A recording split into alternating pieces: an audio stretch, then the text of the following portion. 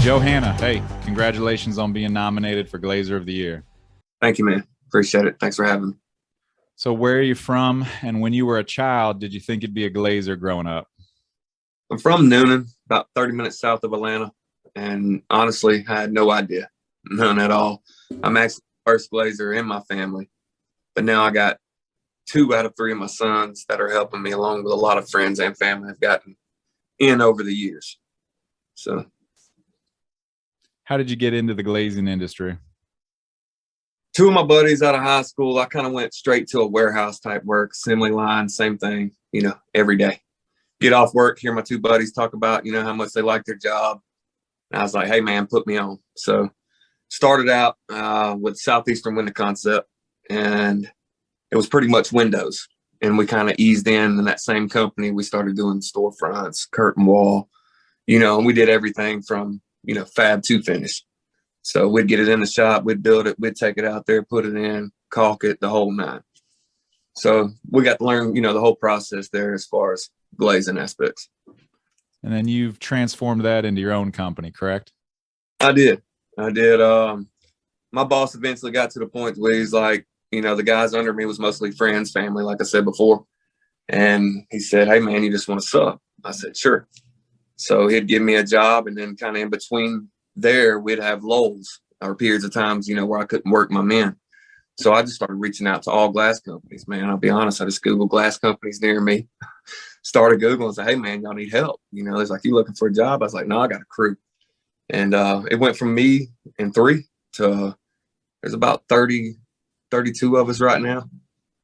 And we're running 2 different companies. We got Dead on Glass, which is supplies labor, to all other glass companies around us.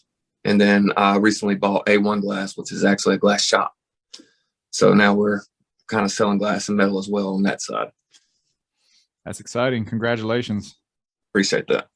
Yes. What is something that the glazers need that the manufacturers are not providing? That's a hard one, because, really what we need is more glazers more than anything. It is. We need more help, and we need more skilled help.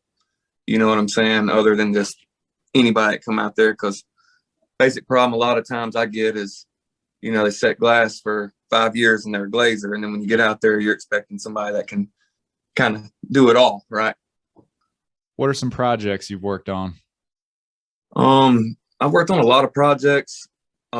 Personally, just for myself, I would say Madera at Midtown in Atlanta was one of the first sky rises I did. The office, which is the altitude now, it's also a sky rise, one of the first ones. The 2 sky rises, my first 2 sky rises were pretty big for me because it was me and 4 guys, and that's kind of where we took off from. All right, we need help. We started picking up help, training people, and we just kind of grew from there. But, the sky rise, they bring a lot of challenges, just getting the glass and the material up to where it goes and down, and working with the buck hoist guys and all that good stuff. Absolutely. And delivering and receiving material on city blocks too, right? Right. And that's stopping traffic and, all that good stuff. So how would you define a glazer? Man, I guess that's, who you ask. I guess Google says one thing, and if you ask your average installer, they're going to say another. To me, you got to be well-rounded, probably in all areas of glass. And that's again, fab to finish. My guys go out, they know how to fab the job. They install the job. They caulk the job. They can lay out. To me, that's a glazer. A glazer is once you've learned it all areas of what we do. So how would you define a leader? A leader, to me, a leader would be someone that kind of gets out there and sets the pace. They set the routine, get everybody in motion. It's best say a leader would be, like a coach, a motivator, all bundled in one, just someone that gets out there and drives the crew to meet the deadlines and the goals, set for the project. So absolutely. Where do you want to be in 5 years? What's your goal? 5 years, man, I kind of know where I'm going to be. A1 Glass, which is the company I just bought. We're going to have multiple locations. I would say at least 2 or 3 locations. And Dead on Glass, I would like to take nationwide. Right now, we've just been inside of Atlanta.